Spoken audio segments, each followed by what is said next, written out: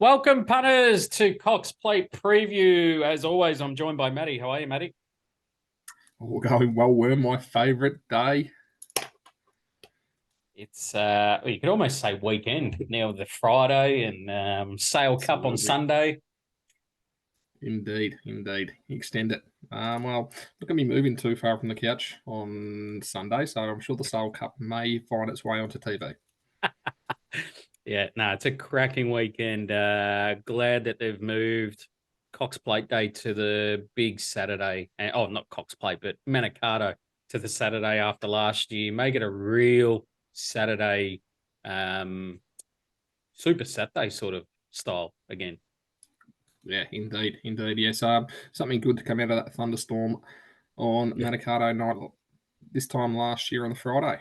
Yeah, buddy oath. Yeah, 12 months ago. Oh, that was some scary stuff, but good to see that they've kept it because it was sort of just a nothing race day, Cox Plate Day, other than a couple of races, but now just adds that class races. Yeah, interesting that they didn't make it the last race of the year like they did last year.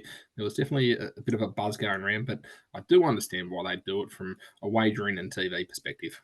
Yeah, but I think you're right though, because it's so good to leading to the news with a Group One. Oh, Um, it was incredible. Like, yeah, also the whole track actually were on the winner. Yeah, and people are going to be either doing their nuts or winning a shitload. So they're going to bet where race 10 this Saturday is an absolute fucking stinker. Like, people could leave the track and not bet, and turnover could be down on that last race completely because of Mm, it. And yeah, I think it's a wrong move. I thought even end it with the Cox Plate would be a ripper. yeah, yeah. I disagree.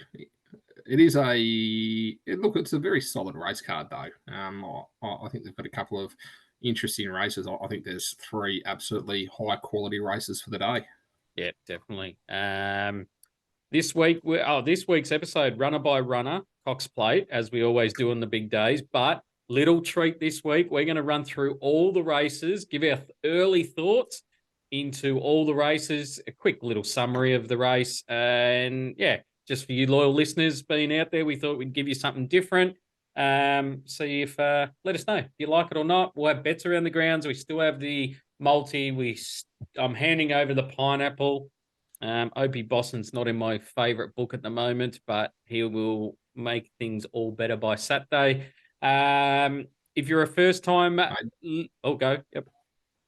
I was going to say, mate, very good production call because I'll tell you what, there are so many people. I mean, runner by runner for the Cox Plate. I think I know every horse inside and out. So good to see for our loyal listeners that they're actually going to get some tips for the rest of the day as well. I don't think there's too many people actually out there doing it. No, that's right. And it's just early thoughts, guys. And it's a good segue if you want to be part of the community where you'll get my full thoughts throughout the day. You can join our community via WhatsApp. Please DM me. If you are a Spotify listener, please jump on YouTube and just DM me through there because I'm unable to see the messages through Spotify until a couple of weeks and I can't even reply either. But also, if you are a first time listener or watcher, please subscribe. I hope you enjoy it. We are quite different in the way we do things here, but we think it's good. We think it works, and we think we run a good platform by doing it. So if we find you a few winners, please, all we ask for you to do is head over to Spotify, rate our podcast so we can grow our audience. Each and every week we are growing, and we say thank you to all out there that keep buttering up each week. Some days we'll win, some days we lose, but we do have fun doing this. This is all free. We do it for the love of it. There's no hidden paywalls, no cost for the podcast, no subscriptions. This is all free, I say. So please support us by just rating our podcast. Welcome aboard if you're new. Hopefully you stick around because we have an absolute cracker. Talking points this week, Matty. I'm going to spring a couple here, one on you here. It's been well documented what Mark Zara did this week. On Saturday, he breached the whip rule on without a fight. Do you think the 50K fine has fitted the crime? I thought you were going to go his celebrations at the pub afterwards. I heard that they were quite impressive too. No, in terms of Mr. Zara, look, I actually had a chat about this to the old man on Sunday, and he was exceptionally passionate on this topic. Um, the fact that, all right, well, if you're going to get a $50,000 fine, you win. Correct me if I'm wrong. Was it 200,000? Yeah, yeah, yep, Yeah, and then you don't miss a major race day. yep. I don't really see the punishment. So I understand that there is only so much you can fine a jockey, and they're going to a certain amount of race days. But when I have a look at someone like Nash Rawiller, who has had to miss two major Group Ones in Melbourne for what he did versus what versus what Murray did, yeah, I don't think the punishment really fit the crime. Okay. So first was $3 million. He gets 5%. So correct me if I'm wrong, and that's 150K. 150, yeah. I think it was being bandied around. It was around about 200K. So call it Yeah, 200K, and he's been fined 50. and he's got to pay his manager as well, and any helpers as well. So yeah, mate, I thought you'd go the other way, so I thought it would be a good talking point. But my thoughts are pretty much the same. I think the rule's in no man's land, and that's what I want to highlight. Jockeys breach the rule, and they just cop fines. Uh, as you said, Nash, I'm going to say Mellum in the Guineas. His horse veers out and he gets meetings for it where it was someone on the inside. Like it, it doesn't make sense. I think you either scrap the rule or completely change it and take races off the jockeys. If they whip it 3 or more times over the rule, now I know that's a bit harsh. Take it off them if they've gone 3 or more over, but you either enforce it or you don't do it at all and get rid of it. Not this half-hearted crap. We know people are out there saying Mark Zara blatantly broke the rule. I think that's a bit harsh. He didn't blatantly break it, but honestly, I hear it all the time. Do jockeys honestly count how many times they whip the horse? I don't think so. They're in the heart of the moment, going to win a major, and they're just going for it. I don't think they're going to fuck the whip rule. They're just going for it, not even thinking about it because it's just a shit rule. So either scrap it or enforce it. I know it's hard on owners. If they scrap it, owners are going to be really punished for jockeys' mistakes. And that's where I think the grey area is. I don't think owners deserve to be smashed, but I think the jockeys deserve to be smashed if they break the rule. So, yeah, do you go down the American path and if you cause interference, boom, you're out? Not even a inquiry, that sort of areas. It's sticky, but I think just scrap it completely. Let them whip it. I don't have issues with what it looks like, but I know there's tree huggers out there that do. So my idea is just scrap it. It cuts this shit out. Someone's going to lose a big Well, race. I'll put it to you. I'll put it to you slightly differently. As you said, I didn't have too much time to think about that, but you kind of hit the nail on the head just then. And why they've actually brought this in, I think it was for the image of the sport more than anything else, which has probably confused punters and also participants in racing to the extent of how much they're actually going to be punished if they do overuse the whip. Yep. I guess realistically, if you are not going to be, if you're not actually going to be punished and really made to feel the effects of that punishment, and to me, that would be disqualification, then to your point, why do we have it? Yep. And that's it. You either fully go hard on it or leave it. None of this Yeah. in the middle stuff. I just don't like it. It just shows that they've got no idea what they're doing with this rule if they're half going into it. And you can see that when Mark Zara was interviewed by SEN Track on Tuesday morning, because Jared Waitley called him basically a cheat for what he did. Mark Zara goes, mate, have you ever ridden in the race? And that's the perfect response, I thought, because it was just like, mate, are you kidding me? Like you basically called Zara a cheat. And you've got so many people that listen to him that have no idea on our sport that will go, oh, jockeys are cheating now. And there'll be so many people who have no idea that will run with it. Mark Zahra didn't cheat. He just broke the rule because it's there to be broken. So yeah, I don't know, but it's a good talking point because there's a lot of Terry Henderson got on this morning, and yeah, he didn't miss, and his thoughts on the whip rule, and it'll be interesting to see what they do because I think they're going to review it after what's happened on Saturday. Yep, absolutely, and so they should. Yeah, look, I understand the point that Waitley was trying to make. I don't think he went about it with the right approach. Probably looking for a headline more than anything else. Yep. And as you said, Mark Slater actually batted it away very well. Oh yeah. That's why I listened to Mark Sarah because I thought this would be good. He'll fucking just swipe him, but no, he handled him quite well. Be interesting after a couple of beers with Zara what he'd actually say. Um, Last point, Frankie Dettori not riding over the 4-day carnival due to suspension over whip breach. So there you go. They've suspended Dettori twice for this. So he'll be still down here in an ambassador role, but yeah, quite upset that he's not coming out to ride, but he's also extended his Who was it that suspended him? Europe. Europe. Yeah. Okay. But he's riding in the US next year as a farewell tour. So we might get to see him next year, I reckon. I reckon we might see him one last time. But yeah, quite sad. No, well, yeah, it's always good to see the best jockeys, best horses. So, not what we want to. You don't want the best jockeys being suspended this time of year. However, if they do break the rules, then as we mentioned, there needs to be punishment. Yeah, just give him a 50K fine. That'll be enough. Track stats. It's an interesting one. There's nice weather tomorrow, Friday. We obviously got the Friday races, true. So that should play quite nicely. When it's been true the last couple of times, it's played quite even. Still got to be up on speed, but I think you've just got to watch and act. But yeah, just the front half. And then comes Saturday, I don't think we can be really pinpointing anything at the moment. They're going to have to water, I reckon, early Saturday morning.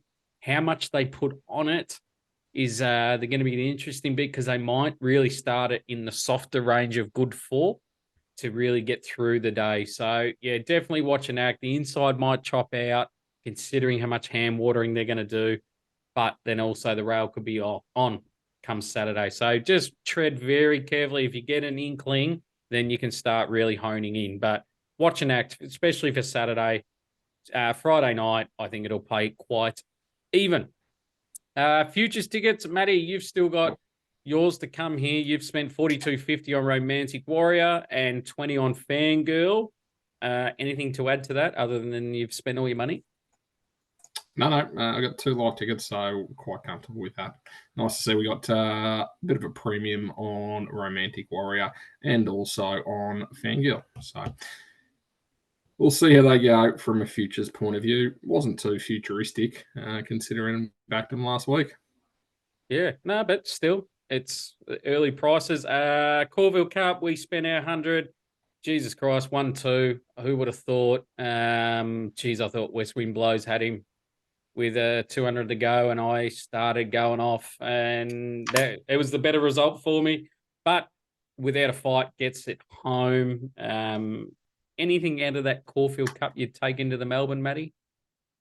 Yeah, there were a few. I thought Salcombe. I thought it was quite a good run considering how poor its start was. I thought Breakup was quite good considering that West Wind Blows cleaned it up in the home straight. They were probably the main two for me, alongside obviously Gold Trip, who was immense. So interesting to see how Gold Trip backs up in the Cox Plate and then going into a Melbourne Cup. Yeah. Yeah, I don't know what to take out of it. My first thought was you only got to take without a fight because it's just absolutely pissed in, I thought, out of the others going into the Melbourne. Yeah, I don't know. It's something I'm going to have to keep looking at because was there any hidden runs? I haven't really dissected it that much because I'm still hurting over West wind blows, not getting there. I thought he was home. Yeah, the way I look at it, and especially watching the replay a couple of times on the Sunday, was there were horses in that Caulfield Cup that were really in it for a warm up into a Melbourne Cup. I thought Salka was one of them. I thought Breakup was immense. Was definitely there to win the Caulfield Cup, but was always going to be better suited towards the Melbourne Cup. And we all know what Gold Trip did last year, running a place, running second in the Caulfield. Yeah. And then going on to win the Melbourne Cup. So I think those three for me, they also, all three of them ran exceptionally well when it comes to a Turnbull, and that is the best lead up race for a Melbourne Cup. Yeah, 100%, mate. Yeah, and that's why I just don't know what to take out of it. It's just, is it the right race? I don't know. Is there something sitting in Werribee waiting, just smoking the pipe, going, "I've got you covered"? I don't know. Oh, It's absolutely. We'll take a closer look at that next week, but I'm sure there's a few smoking the pipe out there. Oh yeah, yeah. So yeah, we got to collect in the futures ticket. We collected 250. So if you played mine and Maddie's $100 challenge, we're 50 up. So I think it's a good bet to be. It's a good good result. Sorry, considering you can get it either completely wrong and not have a runner, or you could have, like me, had 4 or 5 and yeah, run 1, 2. Oh, I know exactly. next. We've got two live tickets in the Cox Plate. If either of those two win, you're up another 100. Yeah, buddy. So 2 very, very nice tickets, Matty. All right. Runner by runner, race 9, Mooney Valley, 2040 meters, group 1. And yeah, the speed map that I have, I was about to read the odds, but I'll do that when we read the numbers. I've got Zaki and Alligator Blood leading this and going in okay tempo. Nothing crazy, but not slow. So just a solid, even tempo. Romantic Warrior, we know, pings the barriers. He'll find a good spot, and that'll be behind the leaders. But it wouldn't surprise me if J-Mac has a look at the lead just to set his own tempo. I did say it in the Turnbull. Will he try and run his own race at those Hong Kong speeds, or will he just suit what happens in a Cox Plate? So that's the interesting one there. Mr. Brightside side should hold the rail behind the leaders. Next pair, Victoria Road, militarized. They'll be midfield. I've mapped King Colorado here, 3 wide, no cover from barrier 10. I just think they're in no man's land. But I think, Matty, you think he's going to push up forward. So I'm going to give him a little bit of an extra tick to roll a bit more forward. Fangirl, if King Colorado sits 3 wide, no cover, Fangirl then gets the perfect run sitting behind it. My over on. I didn't know where to map this horse, considering last start it sat on pace. We know, I think it just goes back because it does have a good turn of foot if it goes back. We'll see. Pinstripe, Gold Trip, Douay, they'll be out the back. Douay, I think they might be cutting the corner come the home straight. But let's get cracking. Romantic Warrior, barrier 7, J-Mac, $4.20, Matty. Yeah, mate, just lastly on that speed map with King Colorado, I think Mickey D's got a huge decision to make when he jumps. Now, he doesn't necessarily need to go to the front, but he could definitely get the 1-1 sit and be in the prime position right behind a horse like Zaki. Will probably go to the lead. Alligator Blood will probably be on its inside or even on the south side. And yeah, I think King Colorado with Mickey D, it's probably the one that has a couple of decisions to make for mine. Anyway, Romantic Warrior. Now, look, mate, this horse, when you have a look at it, and I went back and watched its races over in Hong Kong again because I just wanted to see how it ran. And it sits third, fourth, fifth every time, and then winds up with about 600 to go, over 2,000 metres, and it's got that sustained sprint.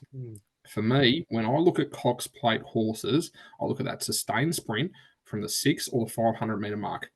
When you hit go, you got to be able to go for 500-600 metres to win this Cox Plate.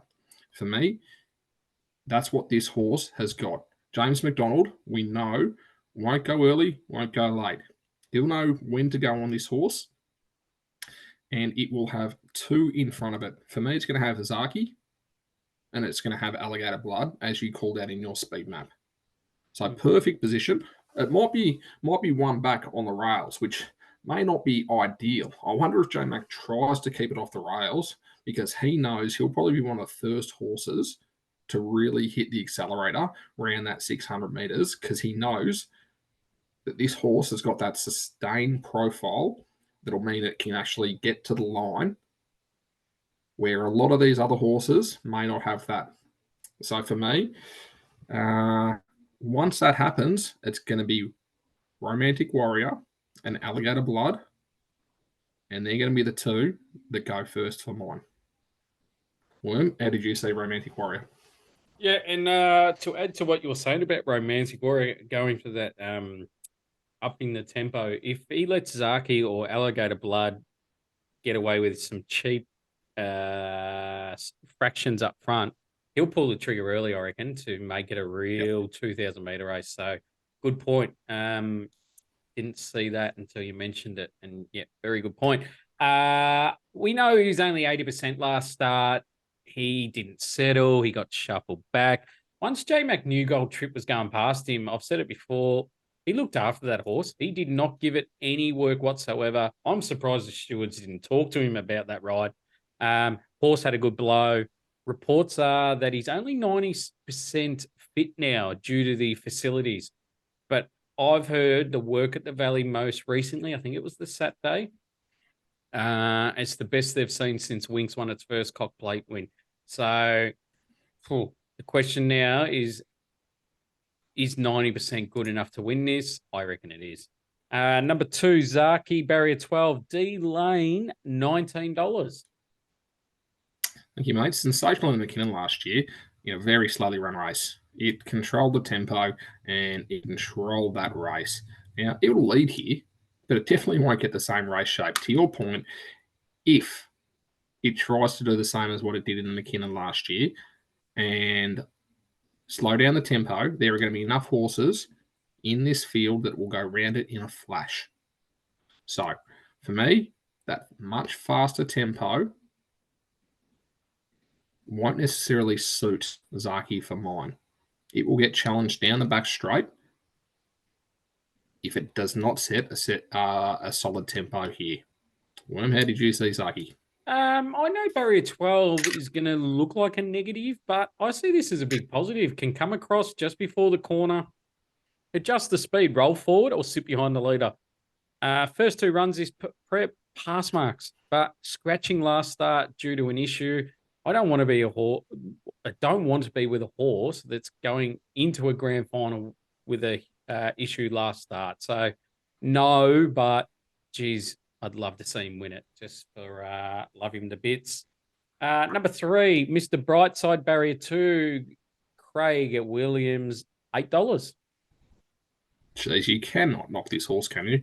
Since coming back from its preparation or its spell, 1-1-1-2. And I'll tell you what, that 2 wasn't a bad run. It was just that it got turned into a bit of a sit and sprint, and Fangirl had the legs, and Brightside didn't have that turn of foot. So I can't knock Mr. Brightside whatsoever.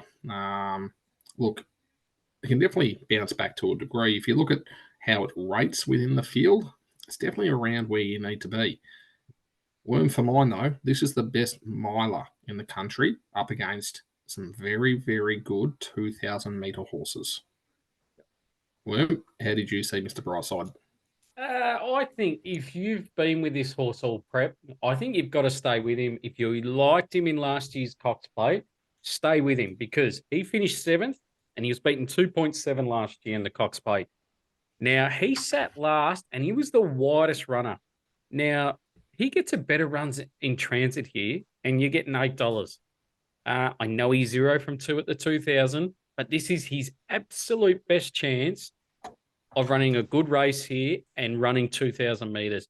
Been a perfect prep before last start. Some were saying the trial between runs cooked this horse, and then some said it was the hard track at Sydney.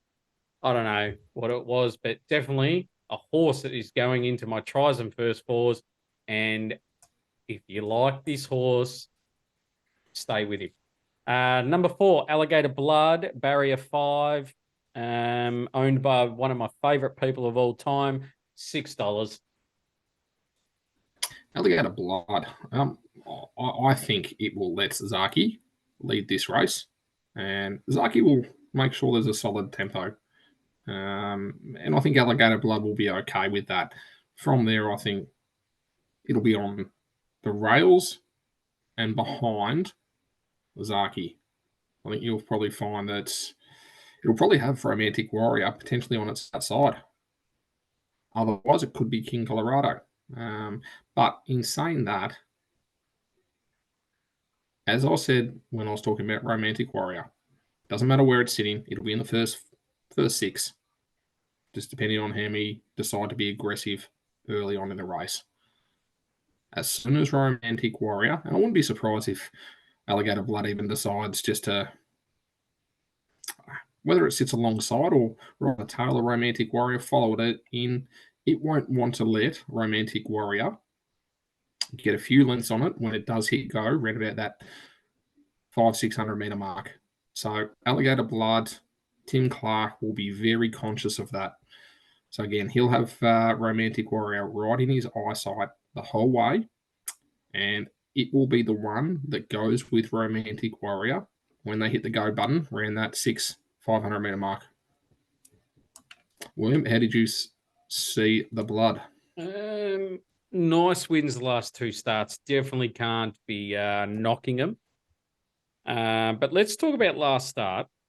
Rated through the roof. Perfect ride by Tim Clark. 10 out of 10. But was it that good? Absolutely. Was 4 lengths in front of the others at the 400, but then only won by 2 lengths. And second was Vow and Declare. Now, is that the right form lines? I know you can only beat what you're up against, all that. I'm still not convinced this horse runs 2,000. Happy to take him on. If it wins, I don't. Number 5, Gold Trip. Mark Zara, barrier 8, $8.50. Yeah, look, I think Zara will just take this one back from barrier number 8. Around about the school, he'll start winding it up, and if it gets an uninterrupted run, it'll be the one coming home exceptionally strongly. Look, in terms of ratings in this race, it's tough to tip against it. But for mine, and I may be by myself here because I know a lot think the other way, but I believe it is better suited to a Melbourne Cup, even carrying a heavier weight than what it is here on a Cox Plate. William? Yep, I'm with you. Interesting, like Gold Trip, they were still undecided right up to the race if they were going to run it. So if you're doing that in a Caulfield Cup, wow, and now they've got on the front foot and said they're definitely running in the Cox Plate from day dot. So a bit weird of what's going on here. Massive run in the Turnbull. Thought it was good in the Caulfield Cup. Now back to back big figures, and I'm talking massive rated races, things I've never seen before out of races. And now on a 7-day backup, I'm worried this horse might put in a flat one. That was a pretty brutal Caulfield Cup. Happy to take this horse on. If it wins, I don't. My Oberon, barrier 4, Jamie Mott, $61. I'd love to see Jamie Mott pinch one here. Absolutely, and this horse is going super. Good to see it's rewarded with a Cox Plate run. Look, it'll take advantage of barrier number 4. I think it'll sit closer. Look, I'm not saying it'll be sitting in the first 6, but it'll be sitting midfield, which is a little bit closer for it. And I think what it'll need to do is it'll need to, again, maintain its momentum. I believe that Jamie's probably going to need to take a bit of a risk and take an inside run, hope a gap opens up. And if it does do that, I believe it'll be hitting the line strongly here, Worm. Yeah, burst on the scenes 12 months ago on the Crystal Mile and gave it a big chance on Champions Day too. So I feel this horse is a genuine heavy tracker considering the conditions we will get. Unfortunately, it's going to be a no from me. Pinstripe, Barry 11, Benny Allen. I wonder if he stopped DJing for this. $67.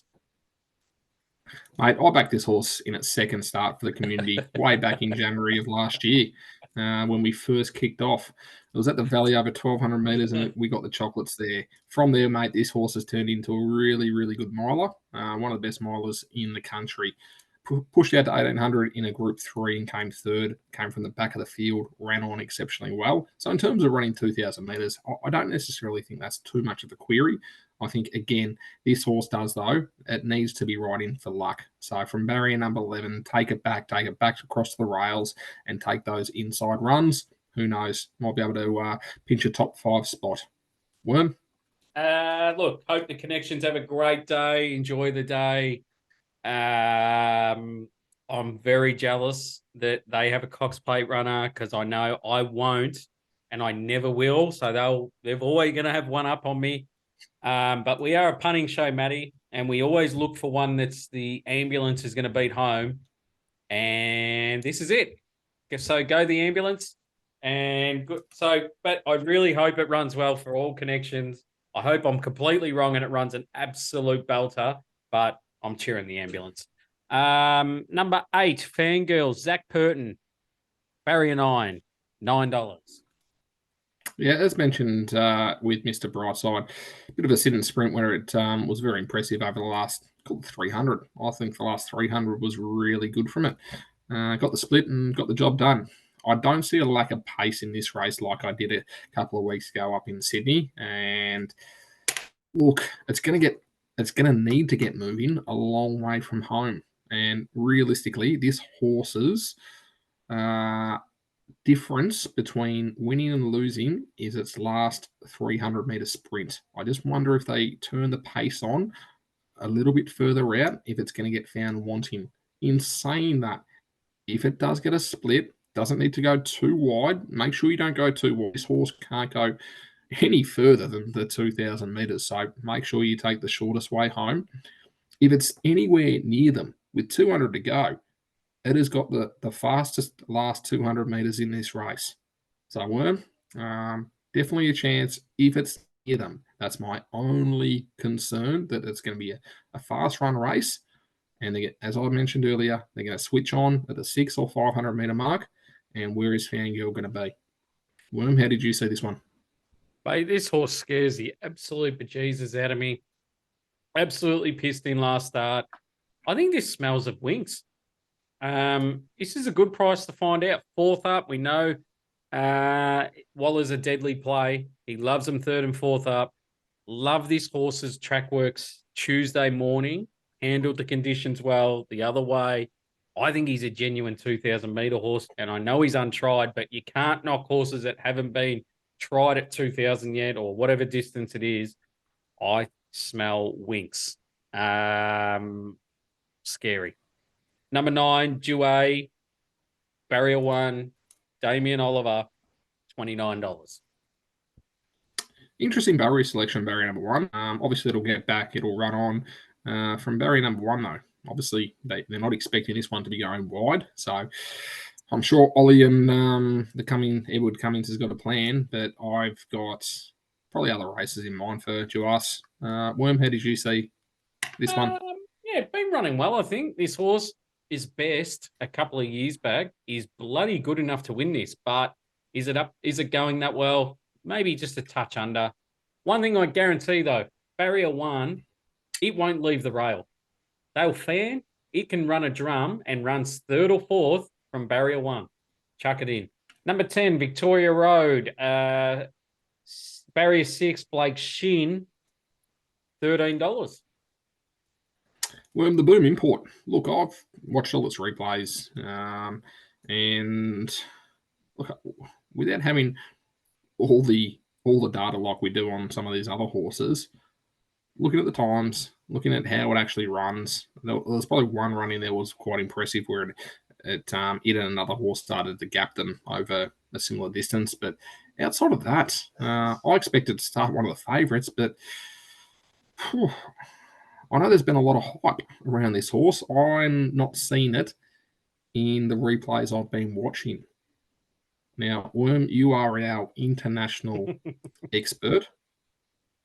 How have you seen Victoria Road? Yeah, I think before I get cracking, remember this horse was 50 before someone spruiked on the radio station. So Someone being the owner? yes. So I look at that and go, well, that was only just spruik money. So is 50 the right price for this and not $14? And this is why. I'm taking this horse on. I don't think it runs a strong 2000. The form lines do not excite me like they were with West Wind Blows and all the other internationals in the Caulfield Cup. Second was Buckaroo. Now, I know he was a touch disappointing in the King Charles, was it the hard track? But I expected him to go better, Buckaroo. The winner flight plan hasn't set the world on fire either in Europe. It's winning, but nothing. It's not beating much. If you listen to the owner, it wins. But if you do your research, this horse doesn't win. Taking it on. Number 11, Militarized. Zach Lloyd. Barrier 3, $9. Absolutely going super. Can't be disappointed with its Guineas run. Race shape didn't suit it. It'll sit much closer here. And looking at the map, from barrier number 3, it can really sit quite a long way forward. I kind of see it sitting, I don't know, 3 or 4 back, having a nice run. Everything indicates here, Worm, that the 2,000 metres is going to suit this horse down to a T. So, Worm, the only thing that concerns me about Militarize is the jockey Zach Lloyd. Coming down from Sydney, look, Zach, and I'm sure he'd probably appreciate this too, since he's lost his claim, he hasn't been as effective. Coming down to Moonee Valley, I really do hope that he knows when to hit the go button on Militarize, because if he tries anything a little bit left field, it may leave him hanging. So I think Militarize, everything leads towards this horse running a super race. Just hope Zach Lloyd is up to it. Yeah. First time around the valley as well. Not ideal, but I know people are saying the Guineas race didn't rate well and it needs to improve. Yeah, it does need to improve, but 3-year-olds can improve out of this race, for this race. But this horse lost the Guineas in the first 10 meters. The way it jumped out didn't go to plan.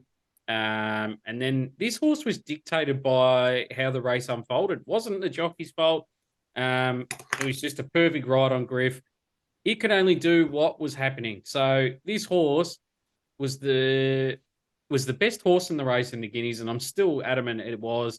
And then this horse decided to run the seventh best 200 of the meeting out of that. So that is going very, very well, I thought. But last 1,200, 1,000, 800, 600, 400, 200 home of the race, it was the best. So by done deal, gets out to a distance it loves, can sit handier, can win. Number 12, King Colorado, barrier 10, Mickey D, $31. Worm, this had a much tougher run in the Guineas, sitting near the speed, where Militarized was a long way further back. So great effort holding on for 4th in the Guineas. I thought it was a super run. Really interested to see the intent out of the gate from Mickey D, as I mentioned. He's got the opportunity to be really sitting in kind of that 1-1, if not kind of that 2-1 position, which is exactly where you need to be when horses like Alligator Blood and Romantic Warrior decide to turn it on. You follow them into the race. If you do that, that's the opportunity that you've got to get a bit of fresh air and then go bang at that 200-meter mark. So I think that's what Mickey D needs to do on a horse like King Colorado. Probably just need to make sure that this horse is going to get the 2,000 metres. That would be the only concern. But with 49.5 kilos, if it doesn't get it with that, it will never get it. Worm, how did you see it? It's just a flat no for me, mate. I'm still don't know how it got to run. One thing I will say in the 3-year-olds, though, they only really run well in this Cox Plate if they're up there in the running of the race. They can't come from behind and swoop and win. Look at all the ones that have run well in Cox Plates, like Seamus Award, 3-year-old. So You Think, All Too Hard, Castle Vecchio, all those good 3-year-olds are all been up there in the running in the first couple. So if King Colorado or Militarize are going to be any chance of being there, got to be in the top 5 in running. And yeah, when the whips are cracking. All right, $100 betting strategy, Matty. What are you doing? Oh, look, well, my $100, I'll get to that in one sec. I'll just run through my top four very quickly. Um, Romantic Warrior on top, Militarized second, Alligator Blood. I think I'll hold on for a third. The one I think at odds, as I mentioned, my Oberon. I think it'll run a really good race. I get your point around the wet track. It'd probably be suited towards a softer track. In saying that, Worm, my betting strategy will be $60. I'm going to double down on Romantic Warrior at $4 to win 240. Militarized, $30 at nines to win 270. And with the remaining $10, we'll have a trifecta with those four horses I mentioned, being Romantic Warrior, Alligator Blood, My Oberon, and Militarize. 1, 4, 6, 11. Beautiful. My top four will be Fangirl, Militarized, Romantic Warrior, and Mr. Brightside. So if you want to take it straight out, first four, there's mine. So yeah, that's it. $100 betting strategy. I'm going to go 50 on Fangirl, 50 on Militarized, both around the $8. I'm just looking for a bit of value, and I think they're very, very good value at $8. Any final thoughts on that race, Matty? Mate, honestly, in saying that, and there are a lot of tipsters going around from a Cox Plate point of view, and I don't think you would have heard too much different from what we just previewed. However, in saying that, Worm, you mentioned it with a horse like Mr. Brightside. If you've been through Mr. Brightside campaign and stuck with it, mate, it's got a chance in this race. It's not far away. So if it does get a little bit of luck, a horse like Brightside, Alligator Blood, even Gold Trip, if they go too quickly, you're going to have a horse come from behind. So if you do like some of these horses, you've been with them, don't let us talk you out of it. These are our opinions. Yeah, that's it. Yeah, what price would you be getting Brightside if you won the King Charles? $4? Oh, absolutely. It'd be Yeah. line price. It'd be absolutely line priced with Romantic Warrior. And the trainers have come out and said it was the track there why he didn't let down. So I'm not going to listen to a certain someone saying the trial cooked it, but I'm going to listen to the trainer more about it. And they seem like they wouldn't lie to the punters or fans. And yeah, I just think if you like Mr. Brightside, I think you're going to have something on him. No, that's it. And if you've been with Fangirl have it's got a lot of admirers. Stay with it because again, for whatever reason, if there isn't as much tempo and if Zaki decides to put the brakes on and no one challenges it, well, guess what? Fangirl's got an amazing last 200-meter sprint. So anyway, interesting race, mate. Very interesting race, and good to see, especially considering some of the previous Cox Plates we've had, which have been very conclusive in terms of who we thought was going to win. Yep, 100%. You could have 6 bets and get it wrong. All right. Absolutely. All right. Race one, Matty, you wanted to look at handicap 1,000 meters. Give us your thoughts. Absolutely. Now, Worm, as we said, pre heading on to this, we won't go through every runner. We're just going to go through the runners we like so we can get through these 9 races and the punters can jot down our early thoughts. Now, here, Worm, I've got Taunting in front, and I've got Taunting in front of Unflinching and Ashford Street. So the 3 that are in the market, but I do have Taunting on top for the pure reason I do like it coming from barrier number 4 with Damien Lane on board. Unflinching, I believe, is going to be leading with Jamie Carr on board. I don't really like that recipe at the moment. So Worm, Taunting, around about that 230 favourite at the moment, I think can get the job done. Yeah, I've got no opinion, so I'll follow you in there. Race 2 here is the English Banner First Starters 1,000 meters. Thanks for giving me this race, Matty. I'm pretty keen here on number 15, Second Emergency Blue Stratum. I think it's jumped out the best of all the other first starters here. We're only working off jump outs, but it looks like a really nice horse. We'll jump to the lead, and I think it just holds them off barrier 3, D lane. If we get a few scratchings, I'm going to have a good bet at this. If it doesn't run, I really can't be pushing you into anything at the moment. Just I'll have to redo the tapes if number 15 Blue Stratum. Matty. Well, the only one I really highlighted here was a horse that does enjoy Mooney Valley, Bold Bastille. I think it can run well, but yeah, to your point, it's going to be probably a lower rating race of the day, which means we probably won't be going too aggressively unless Blue Stratum gets in the race. Yep, 100%, mate. Yeah, there's only two runners in this race that I will not talk. I will talk anyone out of. That's number 4 and number 11. They both trialled like absolute bustards, and they're only 2-year-olds. Race 3, Tessio Stakes, 1,600 meters, Group 3 for the 4-year-old and up mares. Matty. Oh, Well, I've got Wishlaw Lass on top here, and I've got it clearly on top. Now, not necessarily just based off its last race, where it was probably a little bit lucky to win. I think even if it got done there, from barrier number 1, it's going to be able to control the race with Damien Lane on board. A few might try and cross it from wide. I think they'll probably just sit to its outside. Overall, I think it's going to be too good. The ones to take into consideration, the number 1, the Lesser File, never runs a bad race. Never runs a bad race, this horse. So I think it can definitely run a sneaky one.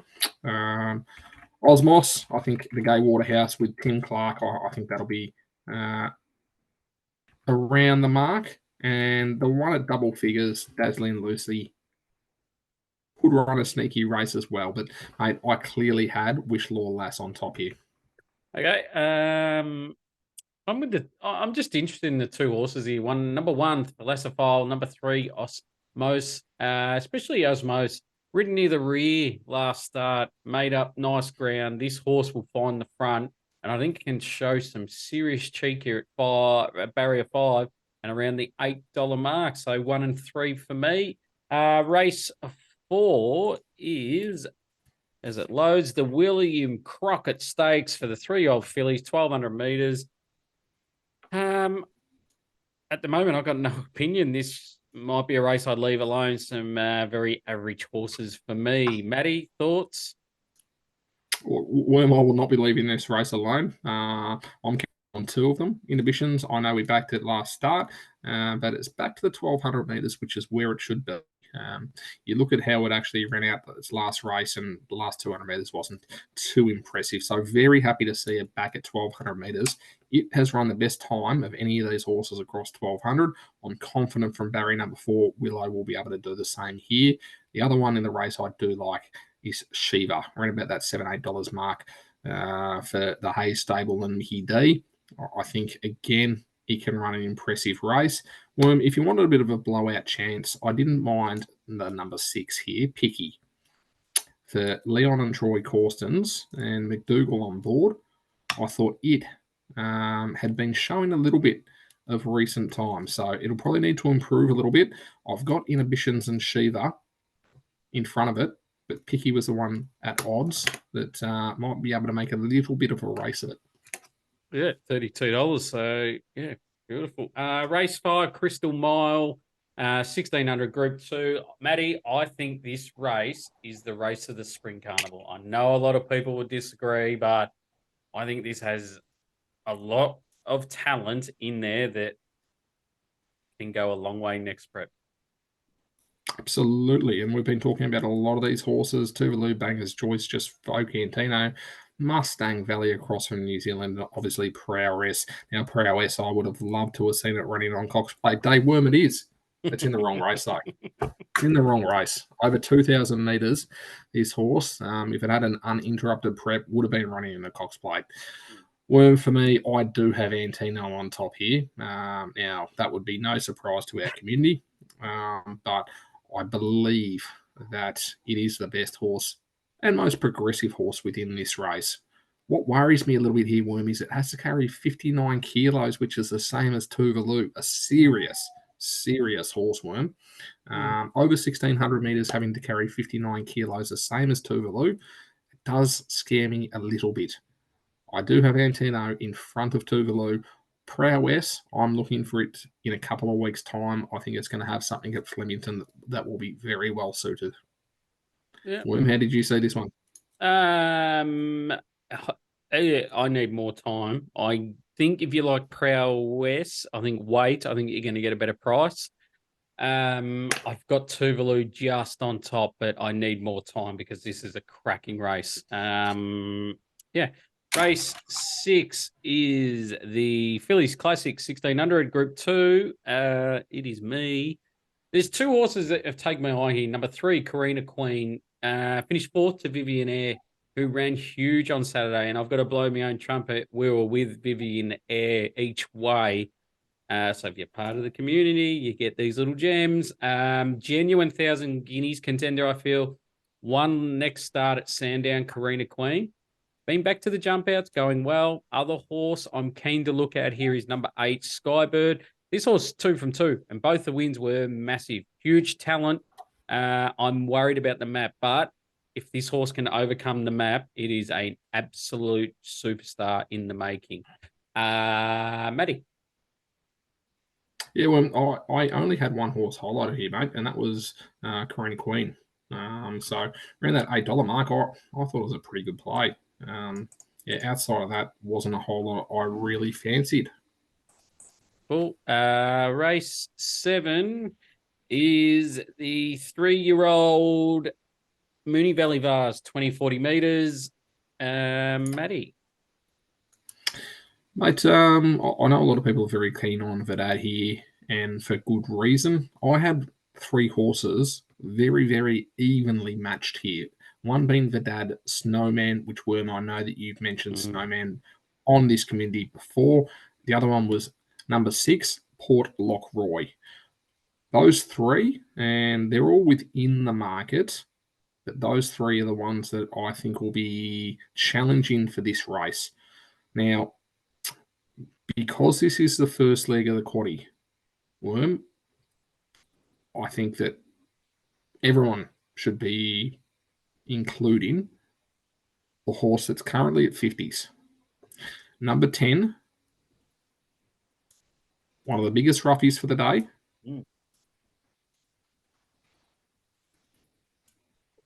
How would you pronounce that one?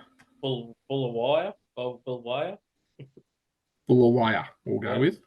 So Bullawaya, it was, I would say, about 2-3 lengths off Riff Rocket, and ran 6th in that race, and was just behind Sun Source, horse number 1 within this field. So Bullawaya, I will definitely be including this within the quaddie.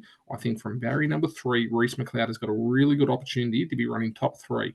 So that will be my blowout bet for the day, Bullawaya in race number 7. How did you see this one?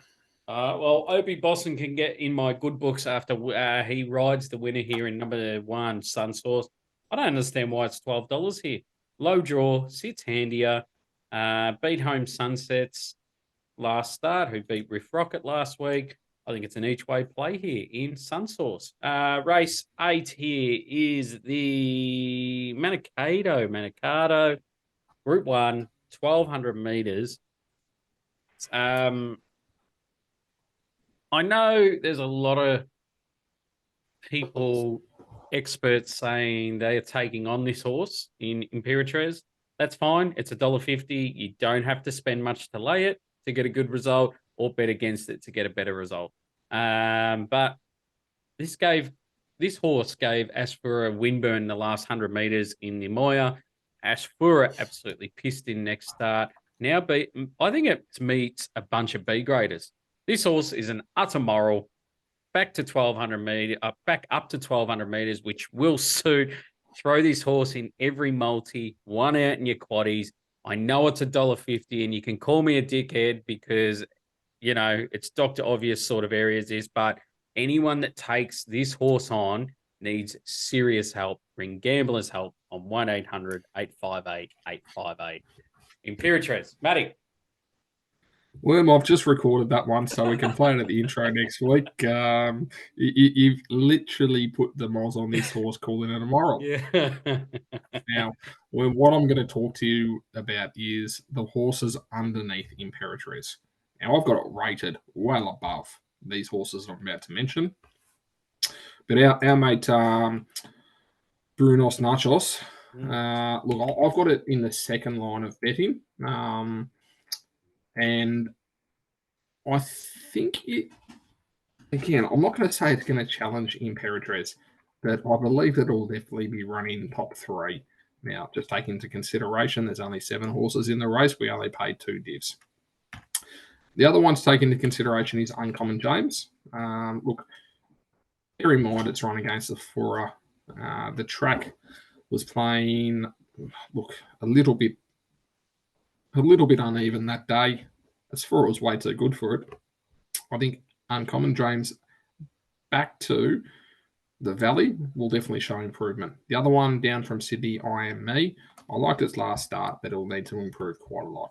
So Worm, yep, Imperatriz on top, and I do have our mate Brunos Nachos running second. Just in case you didn't get it, it's a fucking moral. Imperatriz. Just get it another time. Race 10, Red Anchor Stakes, 1,200 meters. Matty, take it away. All right, mate. Look, I do have Archo Nacho on top here. Now, I think it's the horse to beat in this race. It gets in well, and I think the ones above it, Mojave and also Barber, look, yeah, they'll be around the mark. You get down to horse number 5, though, all the way through to number 11, Snippy Legend, all the way down to Reveline. And Worm, I can guarantee you there is going to be a plunge on one of these horses in this race. It'll be just before 5:30, and one of these horses will go absolutely bang in the market. So, for my quaddie, I'll be including horses 1, 2, and 3. But I am exceptionally worried about one of these lightly run horses, whether it be something like Swartz, whether it be something like Lordster, Don't Hope Do. They all have interesting races that they've come out of. Now, none of them actually match up to a horse like Archo Nacho, but they're all going to improve. So just piece of advice, yes, play your quaddies. Don't try and include absolutely everything in there, but there will be something that the plunge comes for. Make sure that you keep an eye out for it. Worm, you? Do you reckon the Melbourne supporters just back Swartz in the last? 100%. But the thing is, it was a good first up run. Yeah. Now, does it stack up here? Absolutely not. It does not stack up against Archo Nacho. But is it going to improve second up? Absolutely. Yeah, mate. I've got no opinion. I need more time. Last look at the quaddie, I want to be alive. So I need more time to study. So there's our 10 races. Quick summary. Hopefully you enjoyed it. Hopefully we find plenty of winners for you. Around the grounds, Matty, anything? No, mate. Seeing we've gone through a card of 10. I think that's enough for around the grounds tonight. But what we will be doing is sharing our thoughts for other cards around the country, and that will be for the community on Saturday morning. Yeah, I'll be looking for the help for community because I have dead set got the itches to punt, and I'm just going to punt like a maniac Saturday. Anywhere there's a 4-legged horse race, I'm fucking punting on it Saturday, trust me. So my do not disturb sign will be around my neck all day Saturday. Don't know about that. Trust me, mate. I love Cox Plate Day. Multi-time. I'm going to throw in 2 horses in. Moonee Valley Race 6, Karina Queen, the place. And I'm going to chuck the moral in, just in case you didn't hear it. It's a moral race. Moonee Valley Race 8, Imperatriz, win. Very good, mate. I'm only going to be chucking one in, but it's going to be one of value. We're going to be going race number 7, Wire to place. Now, Worm, I think you told me I was paying $8, $9 at the moment at the place. Can we take top type, please? Because it should be paying about 15. Yeah, you'll get 15s, and I'll give you top tote for sure. Thank you, mate. And that's it. That's those three. Just one for mate. $15 winner. That'll do for mine. Yeah, no, agree. I like it. So I'll yeah, three. Beautiful. Pineapple of the week, Matty. Do I have to mention the word moral again? I'm sure you can take the $1.50. I'll let you have it, and it's Moral Town. You know I will not take $1.45 Worm. So we will not be taking Imperial Tres. Now, for the fact that realistically we've only done the card in Melbourne, we're going to keep the Pineapple Melbourne as well. Again, there's some horses we do like up in Sydney. I know you'll probably have a look at the Morphettville card as well. But we're going to stay at Moonee Valley for Cox Plate Day. We're going to get off to a good start in race number 3. Now, Worm, I do have Wishlaw Lass well ahead of these. So we will be going Wishlaw Lass round about that 250 mark for the Pineapple this week, mate. Beautiful. Yep, beautiful. So there it is. Wishful Lass. Matty, any final thoughts on a cracking weekend of racing? Final thoughts.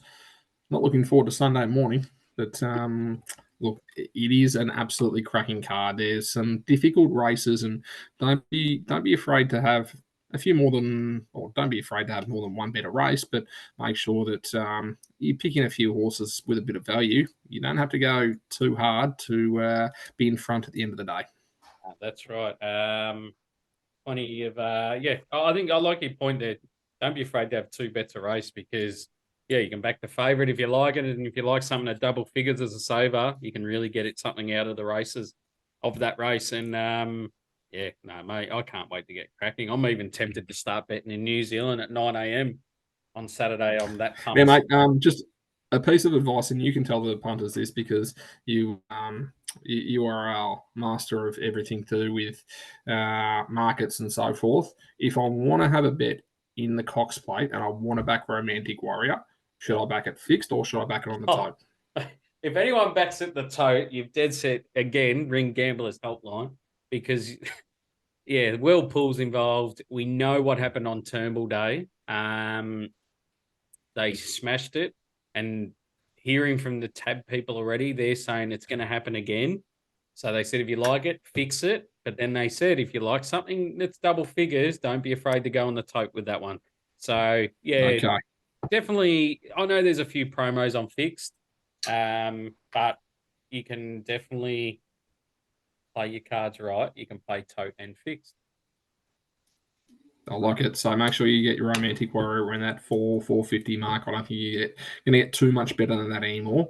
Make sure you take that fix because it's going to get absolutely hammered on the world tote.